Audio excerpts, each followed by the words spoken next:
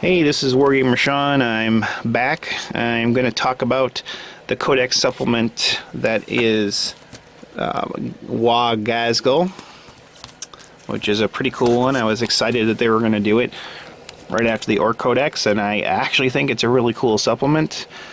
In my opinion, I think, sometimes the supplements are kind of not so great. Some of them have been good.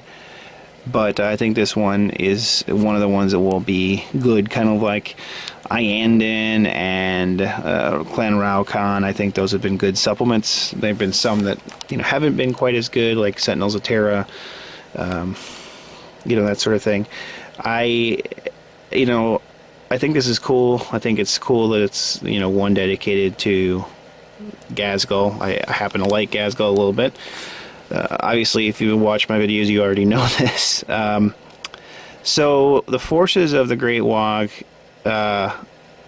there's a couple special rules, and they only apply when the Warlord is chosen of the detachment or formation presented in the book, the Ghazghkull book. And so, if you choose from a primary with a Warlord that's from the regular Codex Orcs, then these rules don't apply. So, biggest and baddest, if your Warlord and his has a special rule, basically if he kills an enemy character in a challenge, he can reroll all failed to wound rolls in close combat for the rest of the game. So that's pretty cool. So if basically in a challenge he kills an enemy character or independent character, he gets to reroll all failed to wound rolls for the whole rest of the game. That's pretty big. Because most of the time, you probably want your guys getting in close combat, your orcs after all. The boss is watching. Units with the mob special rule that include at least one model from this detachment or formation gain a +2 modifier on any rolls on the mob roll table. However, should any of these units suffer hits from breaking eds or squabble results on the mob roll, they will suffer D3 +3 strength 4 hits instead of D6 strength 4 AP dash hits. So basically you're guaranteed to have at least 3 hits and another, so at least 4 hits, which is going to be harder than the regular mob roll, which kind of sucks. Plus you have +2 modifier on the mob roll table, which also kind of sucks. Now this is basically, this is if you've got a detachment or formation, it gets +2 to the modifier on the mob roll. That's a little sucky, so you're kind of hurting yourself more, but I guess it's comes with the take the good with the bad. Now there's also Orchimedes custom gubbins, so basically there's reliquary, basically war gear or limited war gear that you can take instead of the Codex Orcs war gear. And so no lucky stick on this one. I guess Makiri's stick went out and it's not with Ghazghkull right now. The cool thing is also, if you're using this Codex or supplement, you have your own set of Warlord traits, and I think they're actually better than the Orc ones, the Codex Orc ones. The first one is Super Shootist, and while the Warlord is alive, the Warlord has a Blitz skill of 3, so he's a really good shooter, which is awesome. Waaagh Mongerer, the Warlord in any unit of the Orc factions that he joins has a Crusader special rule. That's good. 3 is Mad Boy. The Warlord has the Rage special rule. I'll take it. An extra attack. Pretty nice. Cunning Plan, the Warlord in any of the units with Orcs faction he joins has the Outflank special rule. That's also nice, especially if you're kind of a slow, like if you're in mega armor or something. It's kind of nice just to outflank and come in on the board, up farther on the table.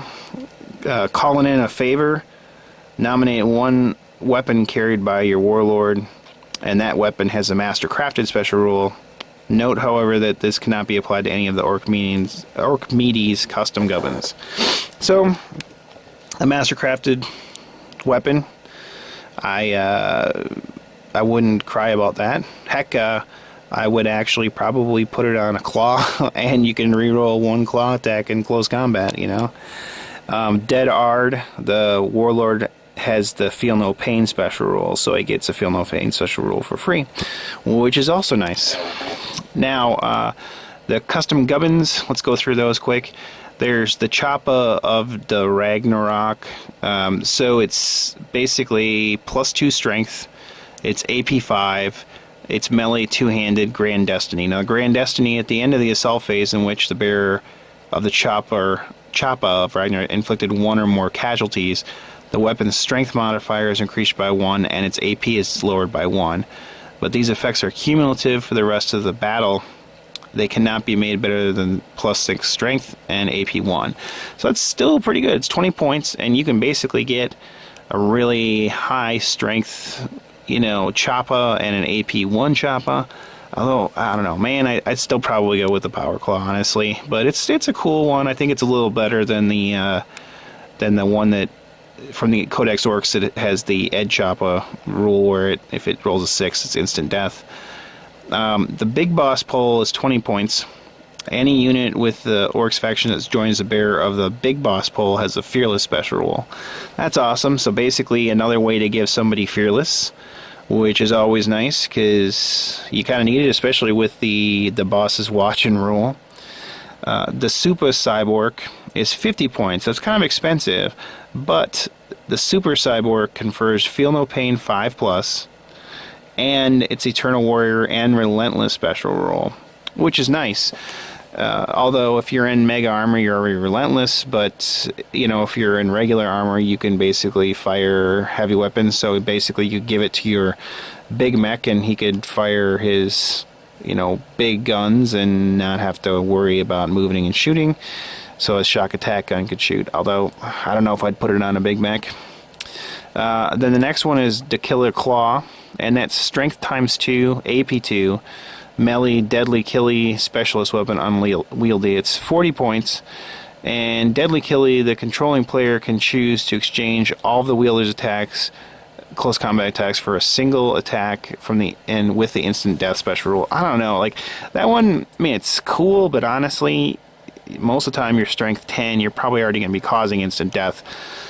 And only 1 attack, that kind of sucks, so I don't know if I'd waste it, honestly. I'd probably just, even if it was something that was big that wasn't going to instantly die, I'd probably just take the extra hits. It depends. There's a Mega Force Field, and that's 75 points instead of 50, but I think it's worth it because big mechs can take it, and all models within 6 inches receive a 4+ invulnerable save versus the 5+ that they normally get from the custom force field. And so basically, it's a better force field. I think it's kind of worth taking. Then there's the Kildaka, which is 30 points. The Kildaka, every game you have to randomly roll. Here's another, you know, Orc custom creation, but you roll a d6, and depending on what you get, most of them are good. The one of them is the Bubbly, which is basically a bubble chukka, which would really suck to get. The Blasty is strength 6, AP 5 blast. Zappy is 2d6 strength, AP 2 zap gun, basically. Shooty is strength 6, AP 4 assault 3. Bernie is basically a Burna, and Evie is basically strength 7, AP 4 heavy D3 +1 24 inch shot. I mean, you know, most of the weapons there are good, so it's probably worth taking. It just sucks if you get the bubble chukka. For the Great Waaagh, there's a detachment you can take, and basically you get you can take up to 2 HQs, and you can take up to 8 troops, and you can take, looks like, I think, yeah, 5 elite choices. So that means you can take, I think they want you to take a lot of knobs, and you take 3 fast attack, 3 heavy support, 1 fortification, 1 Lord of War.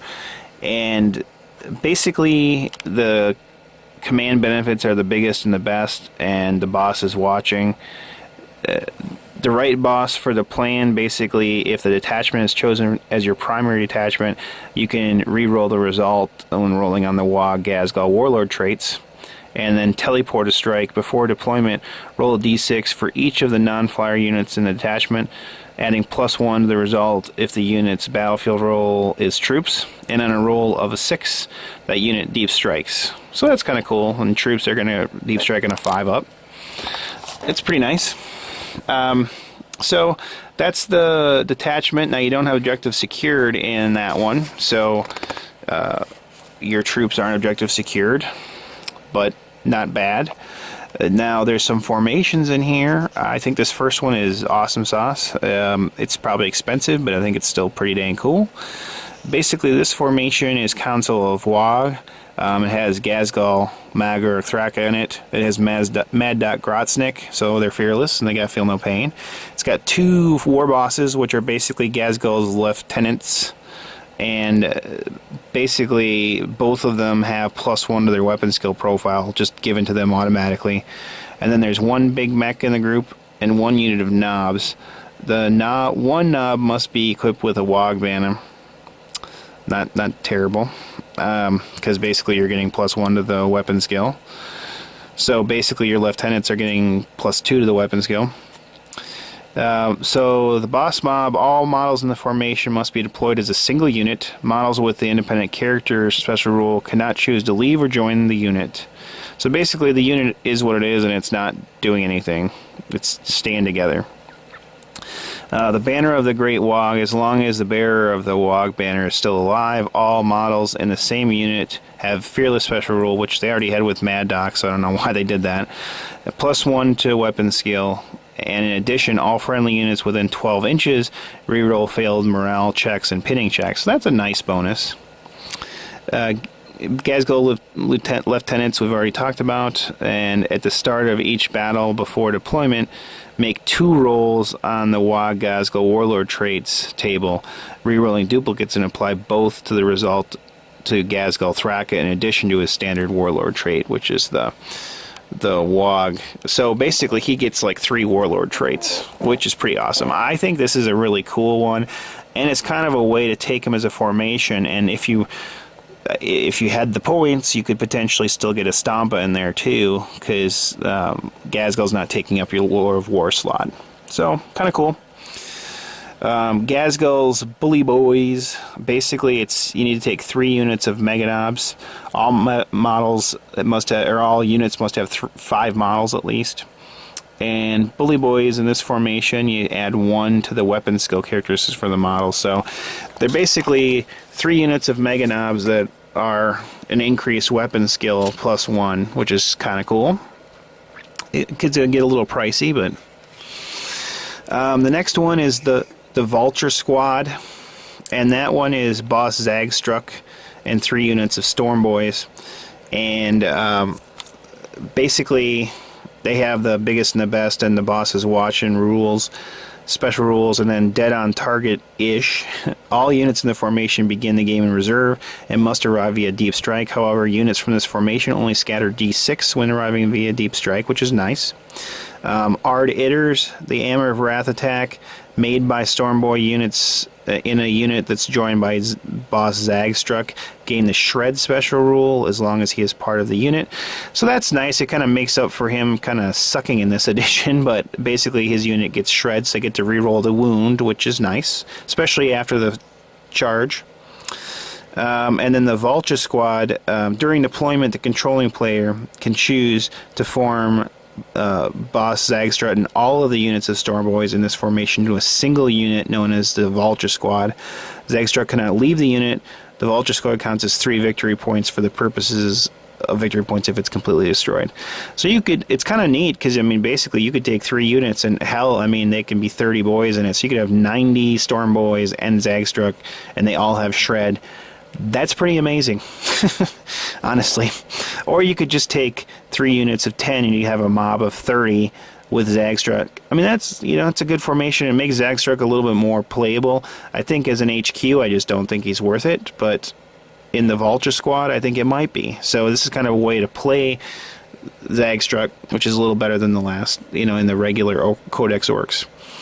The Blitz Brigade, this one is an awesome one too. It's 5 battle wagons. Every battle wagon must be upgraded to have the reinforced ram or death roller.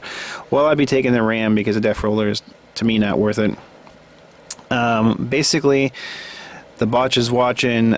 Biggest and the baddest are the special rules. However, this is what's cool, is all the battle wagons in that formation have scout. So scout moving battle wagons. Wow. That's all I have to say. Now, the infantry units that begin the game embarked on the battle wagon in this formation cannot charge on the first turn if the battle wagon made a scout redeployment. That's fair. But still, at least you're getting up closer. You're almost guaranteed to get, especially if you have first turn, if you scout move them and then you move another one. Plus, I mean, okay, let's look at this. If you don't get first turn, they've got scout move. So now, all of a sudden, everybody embarked on that gets to outflank.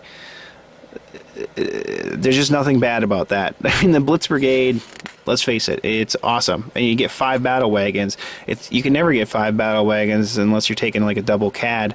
So that's a nice formation, honestly. I like it. I mean, the bad thing about these formations in here is they've got too many good ones to choose from, actually, in my opinion. Now, there's a Dread Mob, and that one is 1 Big Mech, 1 Pain Boy, 2 Gorkanauts or Morkanauts in any combination, 3 Death Dreads, 3 units of Killicans. And all the units of Killicans must include 3 models. So you have to have 3 Killicans per unit. So you're going to have 9 cans at least. And here we go. If every model in the unit has this special rule, then the unit can reroll a single dice when determining its charge range. Well, whatever, they already had that. Wall of Steel. All models in this formation with the Hammer of Wrath inflict D3 hits instead of 1. Well, that's good. I mean, if you really wanted to go all mech'd out, this is the formation for you. I mean, basically, you can take 3 units of cans. You can take 6 cans. So you could have 18 cans, 3 Death Dreads, 2 Morkanauts or Gorkanauts, a Pain Boy, and a Big Mech. I mean, you really can't go wrong. You're still gonna have to have some unit of boys or something to attach your guys to, because you want to. Although, actually, I suppose you could hide your Big Mech and Pain Boy in one of the Morkanauts, and you could be all set. Now, the other formation is Boss Snickrot's Red Skull Commandos. This formation is Boss Snickrot with 4 units of Commandos. The special rules are biggest and the best, and the boss is watching. Sneaky gets. Boss Snickrot must join one of the units in the formation, and the whole formation must be held back in reserve. When rolling for reserves, you make a single reserve roll for this whole formation, and all the units in the formation move on from any table edge where they arrive from reserves. They must all enter from the same table edge. No dice roll is necessary. Furthermore, on the turn they arrive, any unit in the formation that does not shoot in the shooting phase can reroll its failed cover saves until the start of the next turn. And then Strike from the Shadows. All units in this formation have their stealth special rule replaced with Shrouded, which is basically what Snickrot does. But basically, it's applying it to all 4 units of Commandos. And if they don't shoot, they get to reroll their cover save. That's pretty dang good. I mean, I don't know if people will use it a lot. It's just, it makes the Commandos a lot better, in my opinion. And then there's another formation, which is the Green Tide, which is 1 war boss and 10 units of boys. The entire formation must fight on foot, so no dedicated transports can be taken as upgrades, and war boss cannot be equipped with a war bike.